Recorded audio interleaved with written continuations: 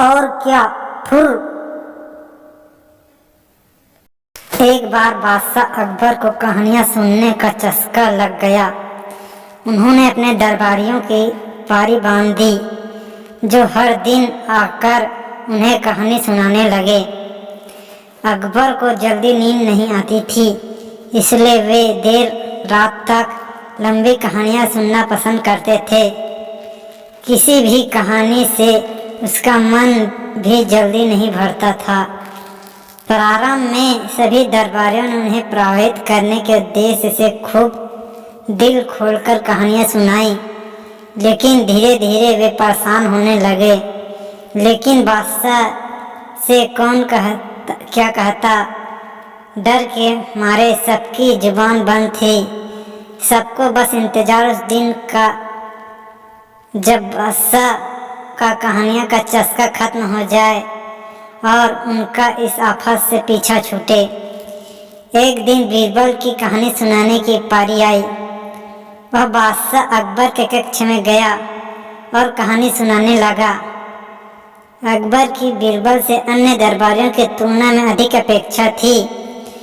बीरबल ने अकबर को छोटी छोटी कई कहानियां सुनाई, लेकिन अकबर का मन नहीं भरा। उन्होंने बीरबल से कहा, बीरबल तुम हमारे सभी दरबारियों में सबसे बुद्धिमान हो। तुम हमें कोई लंबी और सबसे हटकर ऐसी कहानी सुनाओ जो हमने कभी न सुनी हो। बादशाह का हुक्म बजाना बीरबल का कर्तव्य था। उसने जी हुजूर कहकर कहानी सुनाना शुरू किया।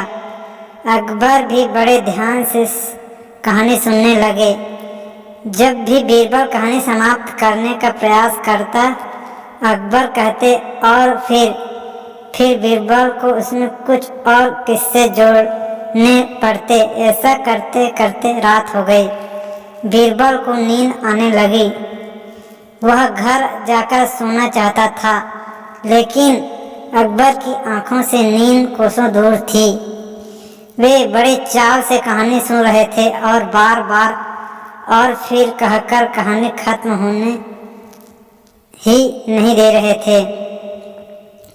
बीरबल समझ गए कि बादशाह ऐसे नहीं मानेंगे। उसे कुछ ऐसा करना होगा कि वे खुद ही उसे वहां से भगा दे।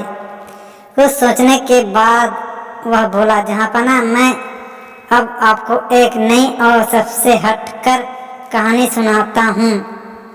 यकीन जानिए आपने पहले कभी ऐसी कहानी नहीं सुनी होगी। अकबर की उत्सुकता बढ़ गई।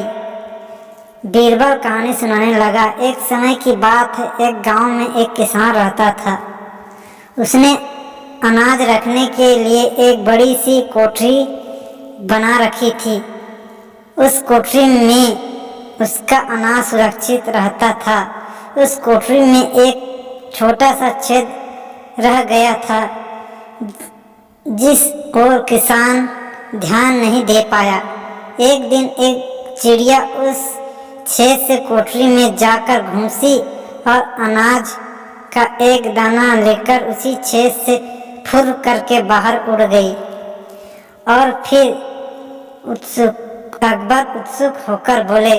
फिर दूसरी चिड़िया आई और वह भी कोठरी में से दाना लेकर उड़ गई। फुर, बीरबल बोला। और फिर अकबर ने फिर पूछा। फिर तीसरी चिड़िया आई और वह भी कोठरी में से दाना लेकर उड़ गई। फुर, बीरबल बोला।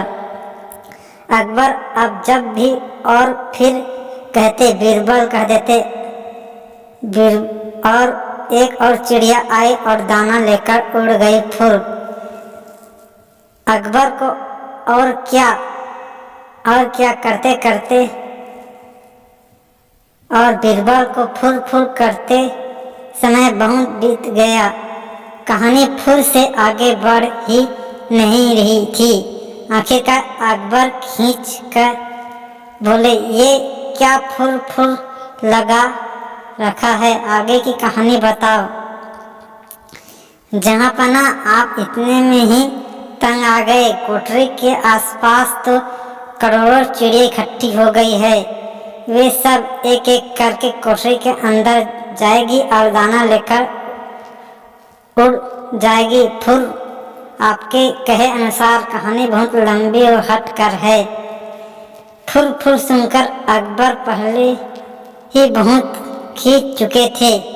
बीरबल की यह बात सुनकर उनका गुस्सा बढ़ गया और वे चिल्लाकर बोले, ये क्या वाहियात कहानी सुना रहे हो?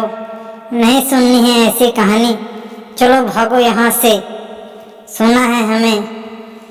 जैसा जहाँ पना का आदेश कहकर बीरबल मन मन मुस्कुराते हुए वहाँ से चला गया। कहानी से सीख, किसी भी तरह की समस्या हो, बुद्धिमानी से काम लेने पर उसका हल निकल ही आता है।